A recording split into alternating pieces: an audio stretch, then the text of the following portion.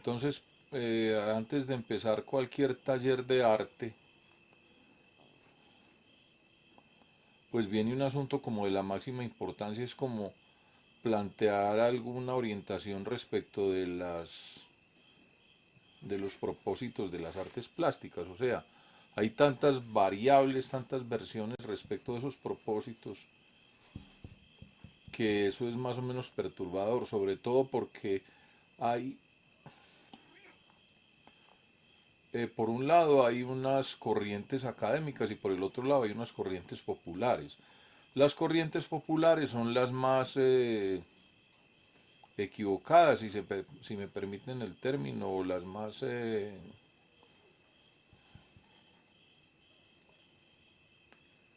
insostenibles. O sea, una corriente popular de las artes plásticas es que uno debe estudiar pintura, dibujo, para hacer dibujos preciosistas, pinturas hiperrealistas, y eso pues es abominable, como mínimo.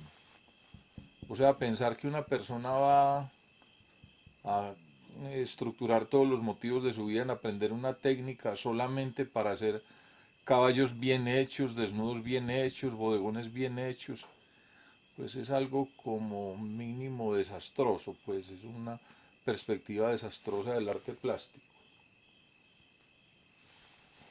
Y ya en el otro sentido, desde el aspecto académico, hay por lo menos dos corrientes. Una que es la que defiende en general el arte conceptual o el arte contemporáneo. Y otra que es la que vamos a defender ahora. ¿Sí? El arte contemporáneo en general plantea que el artista plástico es ante todo un ser pensante. O sea, debemos recordar aquí el impacto que tuvo para Marcel Duchamp como uno de los eh, adalides de los inicios del arte contemporáneo respecto de una frase de la cultura popular francesa que decía tonto como un pintor. Marcel Duchamp siempre manifestó que eso había sido de terrible impacto para él. Pero yo creo que falta un poco de connotación al respecto de qué quería decir esa frase. Yo supongo que con eso se quería hacer alusión desde la cultura popular a toda una inclinación del pintor del siglo XIX, que todavía estaba muy imbuido por cómo se fabrica un color piel, cómo se fabrica la luz de tal cosa, que se le echa las sombras, cómo se mezclan los tonos para lograr una atmósfera nocturna, etcétera, etcétera. Es decir, el pintor como imbuido de toda una parafernalia de secretos y de trucos, y haciéndonos suponer y suponiendo él mismo de que desde esos trucos se conformaba la verdad del arte plástico. Entonces,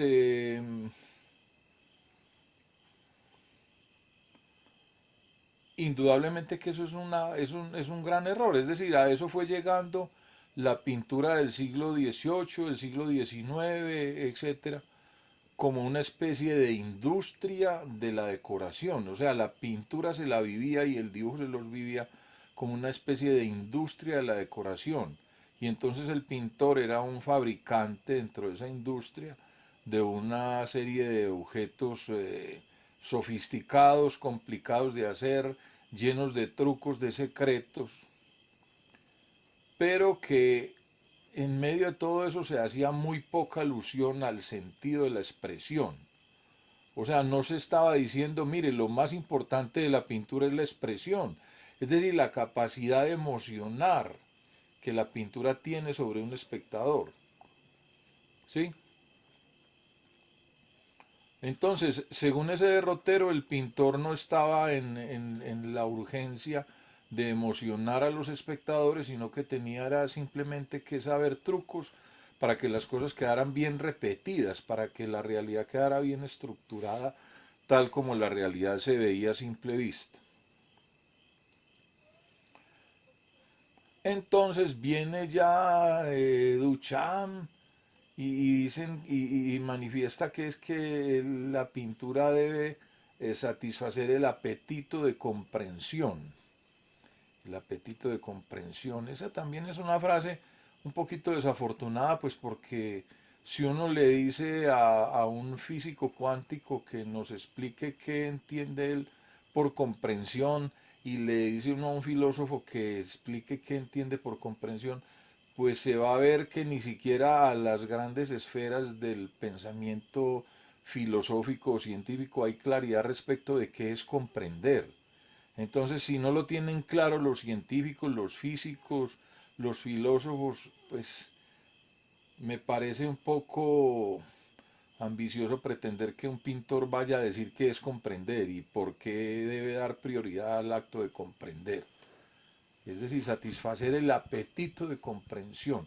Ese es un postulado exorbitante, pues que más o menos supera las verdaderas perspectivas del arte plástico. Entonces,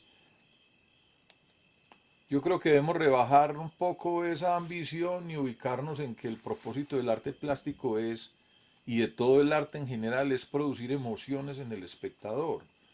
Producir o encauzar emociones en el espectador, porque el arte no solo produce emociones, sino que también las encausa. ¿Sí? Pero entonces aquí nos enfrentamos otra vez con dos corrientes, o sea, la corriente, como decía yo ahora, la corriente del arte contemporáneo conceptual y la corriente que vamos a defender aquí. O sea, nos hemos metido ya en el aspecto académico, hemos dejado a un lado la visión popular, hemos dejado a un lado un poco la visión del apetito de comprensión y nos ubicamos en dos corrientes que ya más o menos pueden establecerse muy diferenciadamente, que son la corriente del pensamiento conceptual contemporáneo y la corriente que vamos a defender aquí ahora. Entonces, el pensamiento conceptual contemporáneo asegura desde esa raíz del interés por la comprensión que el artista plástico debe estructurar toda una mecánica, todo un levantamiento de propósitos conceptuales, de propósitos argumentales antes de hacer una obra. De manera que cuando yo me voy a enfrentar a una obra, entonces yo digo, yo esto lo voy a hacer así, por esto, por esto, por esto. Esto va a significar esto, va a significar aquello. O sea, el artista plástico desde la perspectiva del arte conceptual contemporáneo hace toda una sistemática de intereses, de propósitos, de argumentaciones anteriores a la obra y en base a esos propósitos, esas argumentaciones anteriores a la obra, crea la obra. ¿Sí? Lo que yo quiero proponer aquí es completamente distinto a eso, aunque se vale de los mismos elementos. O sea, hay una obra visual y hay una argumentación. Vuelvo, digo, el arte conceptual contemporáneo pone la argumentación primero y la obra después. Yo creo que eso se debe invertir, que debe ser al contrario. La obra va primero y la argumentación surge de la obra. Y lo voy a plantear en los siguientes términos. Pues es de todos conocido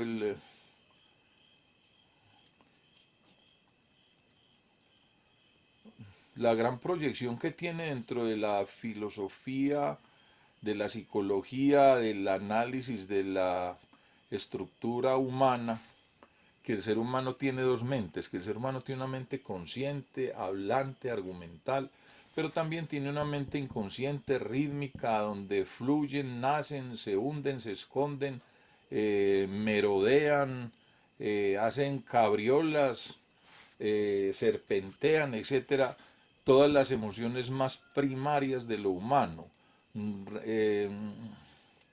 girando en torno de los extremos del deseo y del temor. Es decir, son como demonios, los demonios del deseo y los demonios del temor serpenteando en medio de la mente inconsciente y generando todo un influjo tremendamente determinante dentro de la actividad mental de los sujetos humanos que es un influjo rítmico, es decir, los ritmos actuando desde la fuente primaria de lo mental. Esos influjos rítmicos son, por decirlo de alguna manera, la materia primordial, prima, básica, insustituible del arte en cualquier campo y de las artes plásticas muy en particular. Digo de las artes plásticas muy en particular porque el artista plástico en todo caso no puede perder de, de, de ángulo, no puede perder el foco respecto de que el arte plástico está referido a una especie de, yo lo diría en los siguientes términos, pero que no vaya a sonar a petulante, una especie de erudición de lo visual. El artista plástico debe ser visualmente erudito, con todo lo que eso representa, visualmente erudito, entendiendo que esa erudición visual comporta o arrastra todo un fenómeno cognitivo de amplísima envergadura respecto de todos los procesos cognitivos del ser humano. Es decir, ningún aparato dentro del cerebro humano es tan enriquecido y tan lleno de sutilezas y de variables como el aparato visual. Entonces el artista plástico está trabajando alrededor de colores, de luces, de sombras, de formas, de estructuras, de equilibrios, de significados, de gestos, todos enraizados en el problema del acto de ver. Entonces el artista plástico debe ser un erudito de ese acto visual, pero con una connotación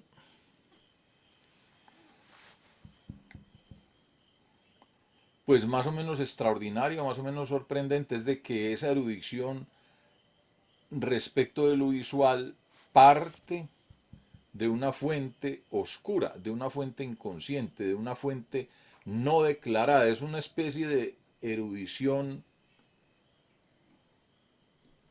brujeril. Voy a usar ese término tan raro.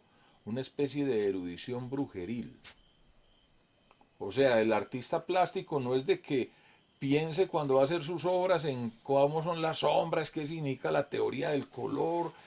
No, no, no. Todos esos conocimientos sobre la técnica, sobre los procedimientos, él de mucho mover esa materia con la que trabaja, de alguna manera como que introspecta esas metodologías, las vuelve suyas, así como cuando una persona que maneja un carro introspecta todo el proceso de manejar y él no tiene que estar pensando que las manos se mueven así para mover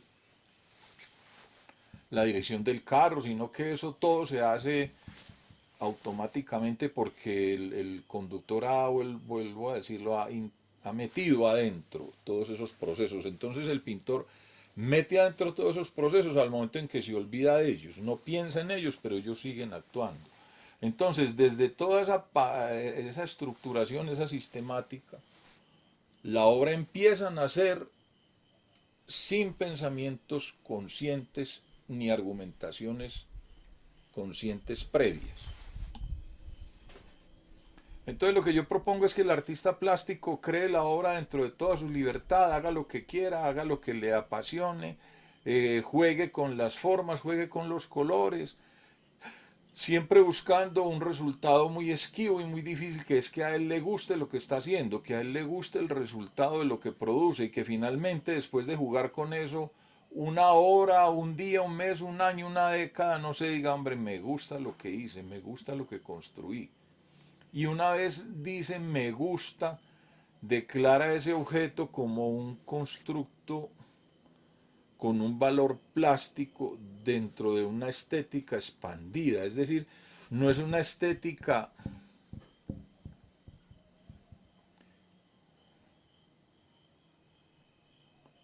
no, perdón, es una estética de lo bello, pero de lo bello expandido, en el sentido de que puede ser bella una cosa, parecen redundantes las palabras, puede ser bella una cosa hermosa, puede ser bella una cosa linda, puede ser bella una cosa abyecta, puede ser bella una cosa sucia, puede ser bella una cosa violenta. Todas esas son categorías de la belleza expandida, pero lo que no puede ser bello es una cosa fea.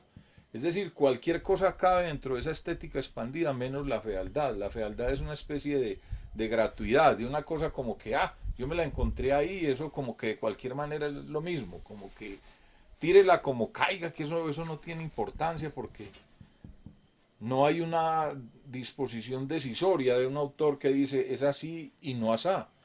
¿Sí? Bueno. Entonces esa estética de lo bello expandida acepta lo,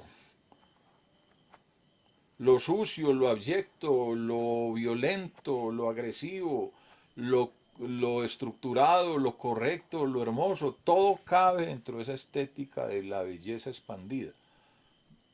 Lo único que queda por fuera, vuelvo a decirlo, es lo feo. Bueno, desde ese propósito, ese artista tiene que proponerse que su construcción finalmente le produzca placer verla. Y desde ese placer de ver nace la consolidación de ese ejercicio de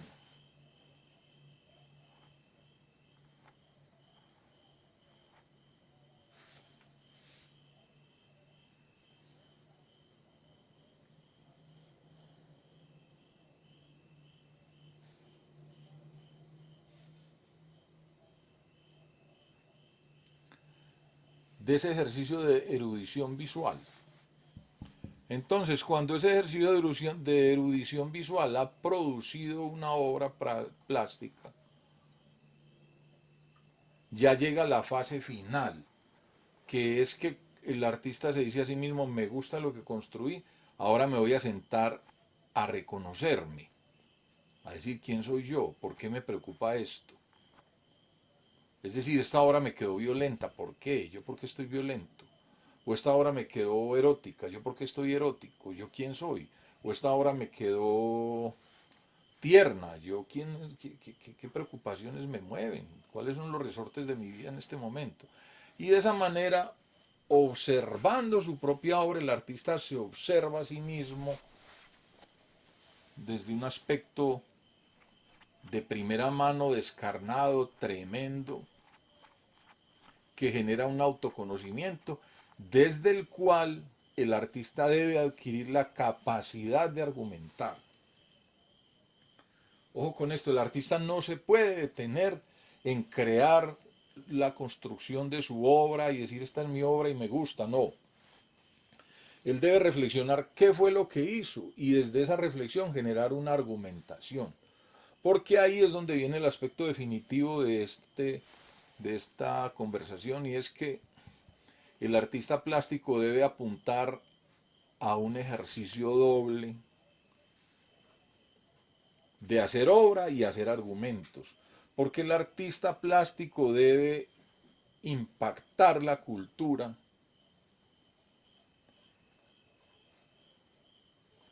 desde la inconsciencia y desde la conciencia. Desde la inconsciencia y desde la conciencia. Y lo debe hacer en ese orden. Primero la inconsciencia, dele primero cabida a todas sus fuerzas inconscientes, a toda su rítmica inconsciente. Desde esas fuerzas y esa rítmica construya su obra. Y una vez la ha construido, genere argumentos en base a lo que ha construido. Descubra quién es usted a través de eso que usted observa, que es como una especie de mirar su propia alma. El autor como que mira su propia alma en su propia obra. Y desde ese mirar su desde ese mirar su propia alma en su propia obra, argumenta cosas que generen impactos en la cultura. Entonces son impactos que tienen esa doble vía de lo inconsciente y de lo consciente. En ese orden, lo inconsciente primero y lo consciente después. Esto es completamente distinto a la estrategia del arte conceptual contemporáneo, porque el arte conceptual contemporáneo siempre quiere poner en primer lugar la conciencia, la argumentación, la lógica estructural de los discursos, y después le agrega a toda esa parafernalia de reflexiones y de argumentos una supuesta obra que peca de un desprecio radical por la forma, de un desprecio radical por las estructuras, de un desprecio radical por todas las fuentes rítmicas, sino que ese arte conceptual contemporáneo llega al punto de decir, no, es que lo que importa es el carácter sublime de la obra, no el carácter estético. Y dentro de lo sublime, pues puede ser obra, no sé, un perro muerto, un perro lleno de flechas en una sala de exposición, ¿sí? Entonces el artista plástico se plantea otra cosa, es decir, él podría decir, sí, un perro muerto puede ser obra, pero pues todo depende de cómo sea el perro, de qué color tenga el perro, de qué formas tengan las flechas, en qué estructura estén clavadas en el cuerpo del perro, con todas las repercusiones que eso conlleva, ¿no? Es decir, si ese perro muerto lleno de flechas tiene implicaciones significacionales de verdadero interés o repercusiones argumentales de verdadero interés, y si esa condición de lo abyecto o de lo sucio o de lo agresivo está verdaderamente estructurándose con las formas de lo visual, con las formas de la estructura rítmica que el perro y sus flechas presentan dentro del espacio pictórico, del espacio fotográfico, según sea, se trate de una pintura, de una fotografía, no sé. Bueno, o sea, resumiendo, lo que yo supongo que es el arte plástico verdadero lleva primero lo inconsciente y lo recoge, lo estructura, lo convierte en obra, y esa obra se determina simplemente cuando el autor, después de un proceso de trabajo arduo con la materia, con la organización de las luces, de los colores, de las estructuras, de las formas, no buscando la realidad o la semejanza con lo real en el sentido popularachero, etcétera, sino buscando un misterioso me gusta. Cuando el artista plástico llega a ese misterioso me gusta, genera argumentos. Esa obra es la que genera ideas, no al contrario como pretende el arte conceptual contemporáneo, que dice que las ideas están primero y son las ideas las que generan la obra. Porque si eso fuera así, pues los más grandes artistas plásticos de todos los tiempos serían ante todo filósofos primero que artistas. Y no lo es así. No, no, eso es decir, la historia no demuestra eso. Porque hay grandes pensadores que no tienen ningún contacto con lo visual y que lo visual los atropella, los confunde, etcétera. Entonces el pensamiento consciente tiene todo un gran mérito, pero aquí estamos en un terreno donde el pensamiento de la erudición visual, con todas sus fuerzas inconscientes, etcétera, lleva a la delantera. Bueno, entonces planteado esto así, simplemente quiero resumir el argumento con lo siguiente.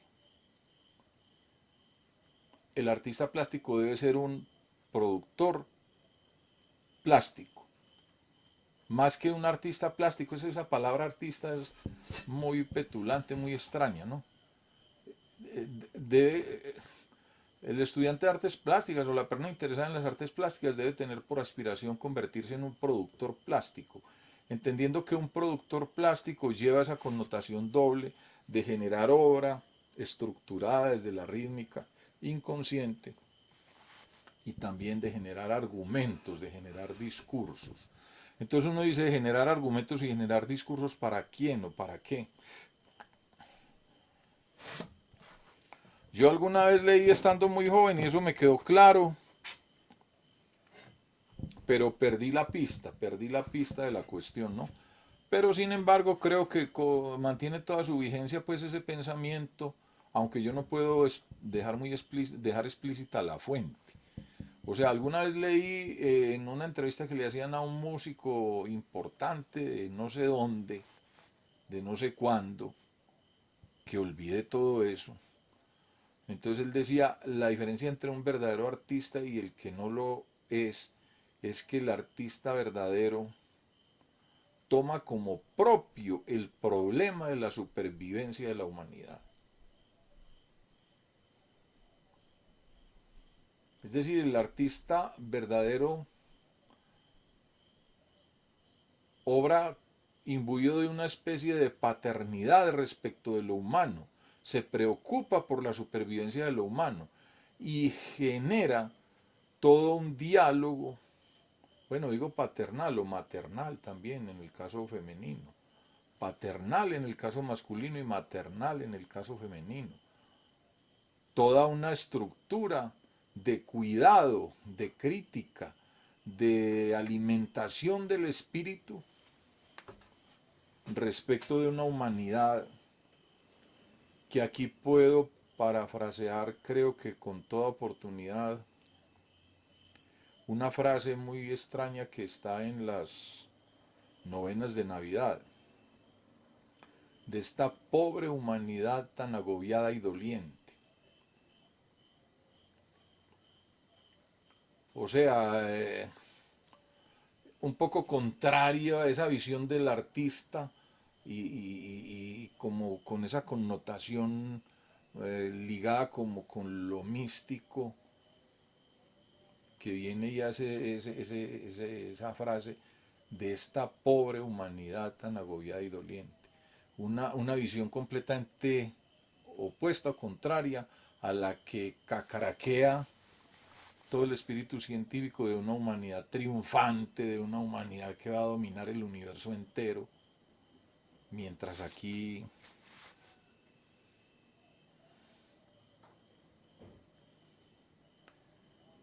un simple virus o un complicado virus, no sé, nos forma un zafarrancho mundial de destrucción y de, bueno, y que según parece, cuando se resuelva ese problema, pues van a surgir problemas parecidos de otra índole, no sé qué, porque hay una pugna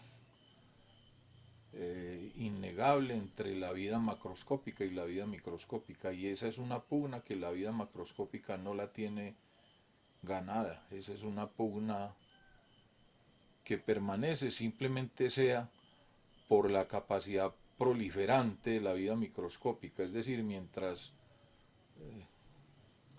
llegar a un número de individuos de tantos miles de millones le ha costado a la humanidad milenios, la vida microscópica crea millones o billones de individuos en horas.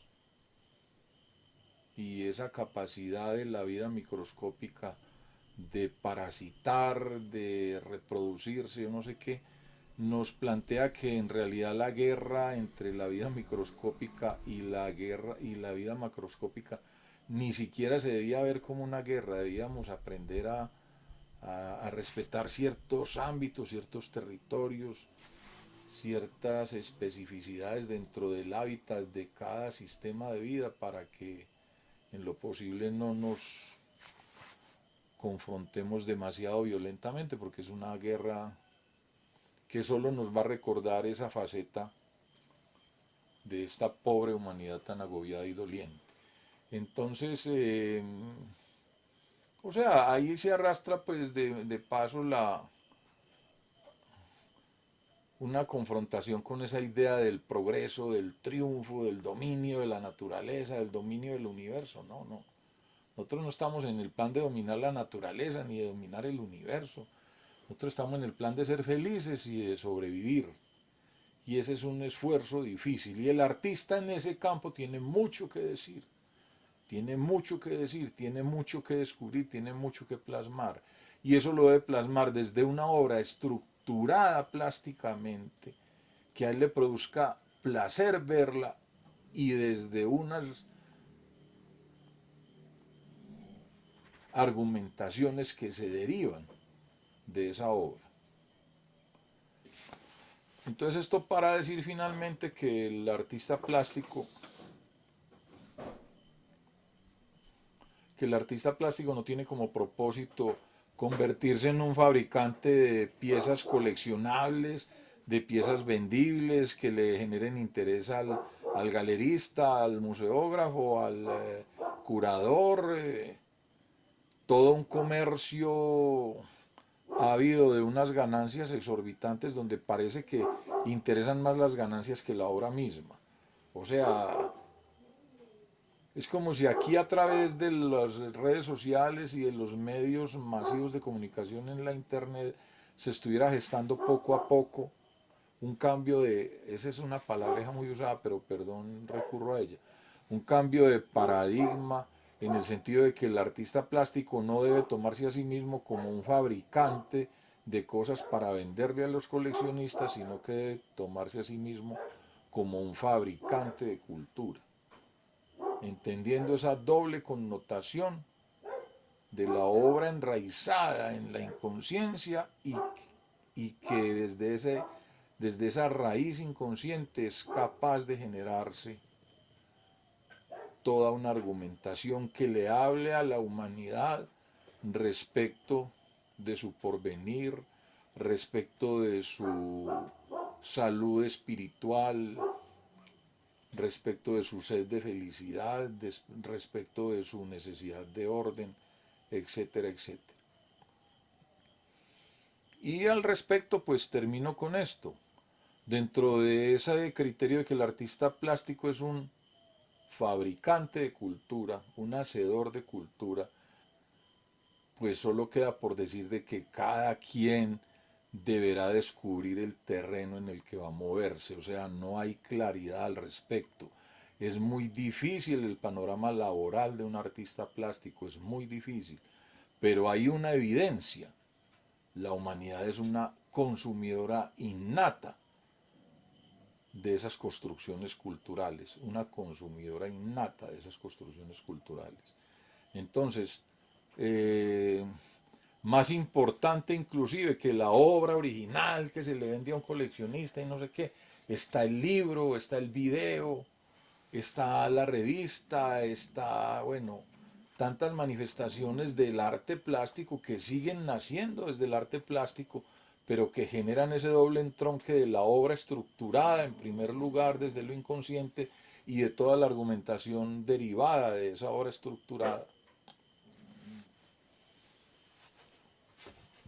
para construir un impacto sobre la cultura que cada quien mirará cómo lo construye, cómo lo ubica, cómo lo difunde, cómo lo hace eficaz. Y desde esa construcción y esa eficacia y esa difusión, etcétera, pues cada autor irá encontrando los meandros de su propia supervivencia, de su propia supervivencia. En la certeza, vuelvo a decir, de que la humanidad es una consumidora fascinada de los productos culturales. Entonces,